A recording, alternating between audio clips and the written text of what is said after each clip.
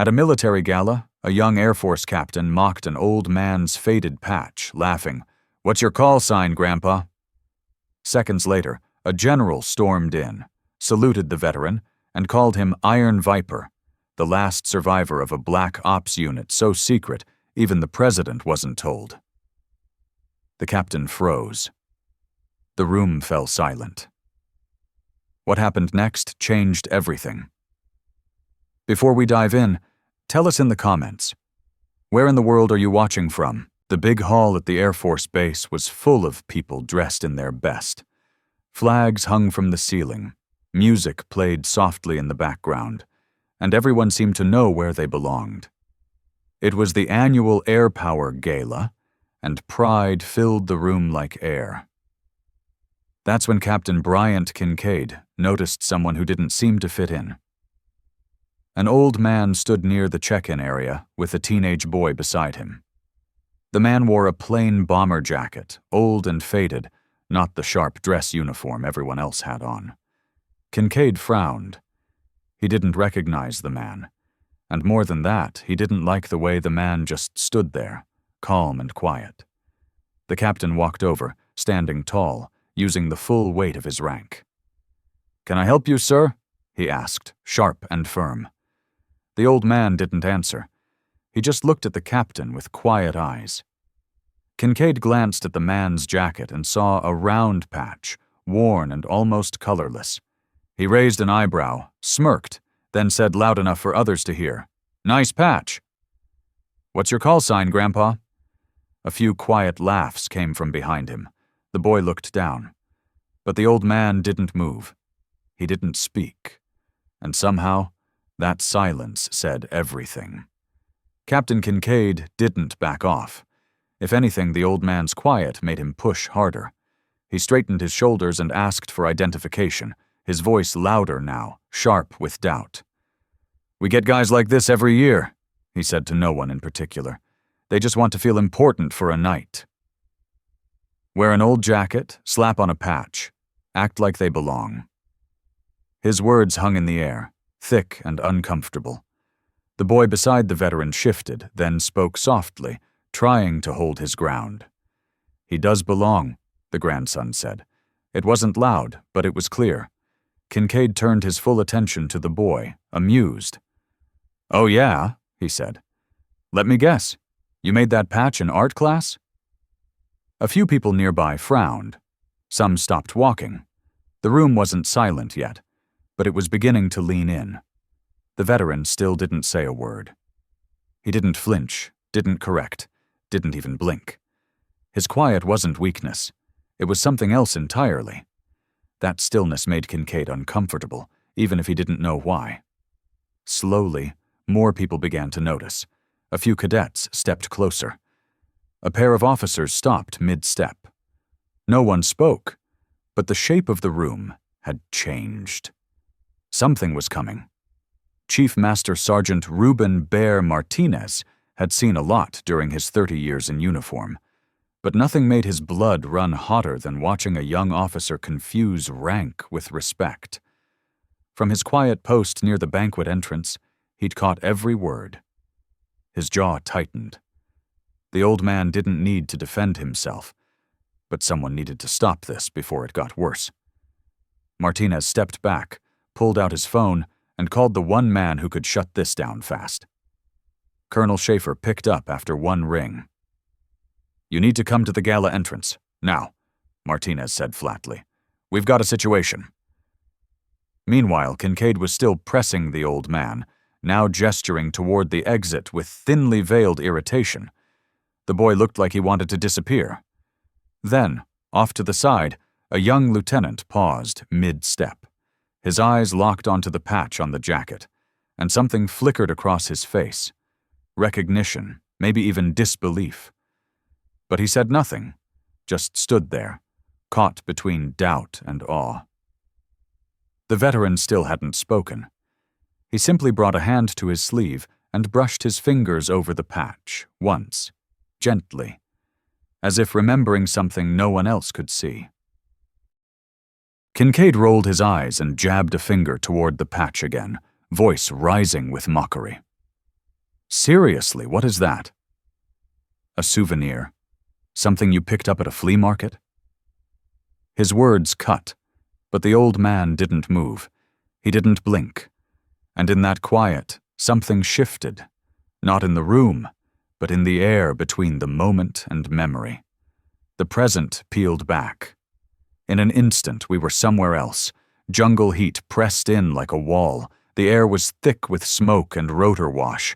A battered Huey dipped low into a clearing torn open by chaos.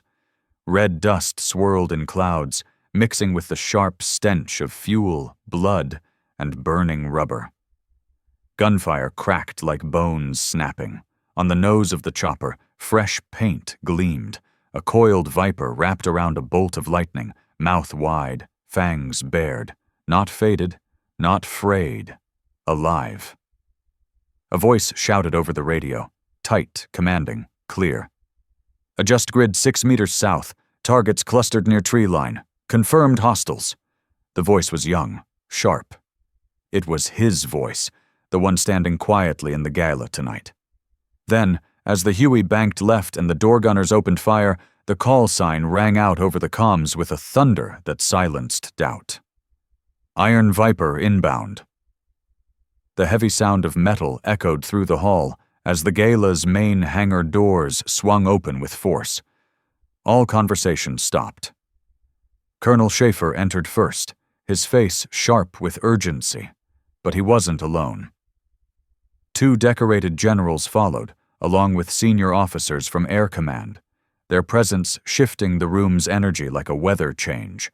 Every uniform snapped to attention. Guests rose from their seats. The air felt tighter somehow. No one knew what was happening, but everyone knew it mattered. Without a single glance at the crowd, the lead general walked straight toward the old man in the bomber jacket. Not to the captain, not to the officers, just him. When he reached him, he stopped 3 feet away and raised his right hand in a salute so crisp and full of weight it quieted every breath in the room. "Sir," he said, "permission to greet the legend known as Iron Viper." A hush fell deeper. Then the sound of dozens of phones lifting into shaky hands. The crowd was frozen. But Captain Kincaid wasn't. His face turned white, jaw slack, his body struggling to understand what he had just heard. The general turned and spoke to the room. "This man led black operations before most of you were born, before we had satellites, drones, or backup. He led missions under the Defense Intelligence Program that don't exist in any file you can find. Iron Viper wasn't a nickname," he said slowly. It was a warning. That name, until now just a joke on Kincaid's lips, echoed through the room with the force of a title earned in blood. Every mocking word, every smirk, undone in a single breath. The reversal was complete. Kincaid finally found his voice, though it shook under the weight of the moment. "Sir, I didn't know," he stammered, eyes wide, posture uncertain. But before he could continue, the old man lifted a hand.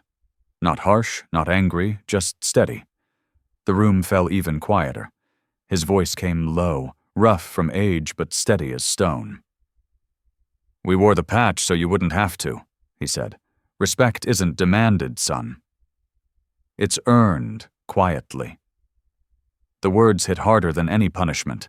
They weren't angry. They were true. Kincaid froze, guilt rushing into every corner of his expression. Colonel Schaefer stepped beside him, resting a firm hand on his shoulder. "We'll talk later," he said, not unkindly.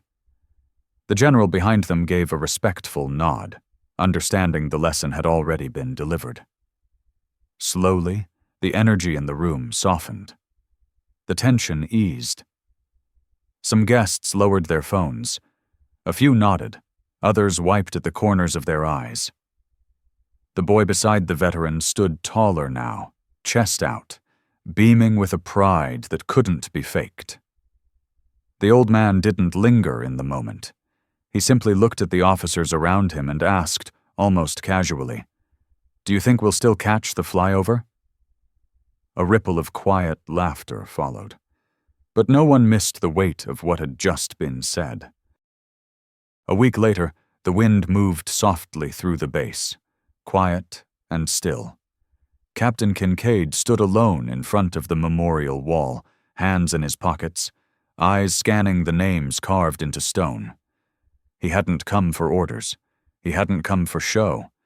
He came because something inside him had shifted. A step to the right, and he noticed he wasn't alone. The old man was already there, standing with his grandson, staring at a small section of the wall that seemed older than the rest. Kincaid hesitated, then slowly stepped closer. The veteran didn't look at him, but he didn't move away either. "They were all with you?" Kincaid asked quietly. The man nodded once. "I'm the only one left." No anger, no sadness in his voice, just truth. They stood there for a long moment, reading names that most had never heard. Names without headlines, without medals, without recognition. Just carved silence. Then, Kincaid lifted his hand and gave a slow, full salute. Not for rank, not for ceremony. For him. The old man gave a small nod in return, then turned and walked away with his grandson. As they disappeared into the distance, Kincaid whispered the name that would stay with him forever. Iron Viper.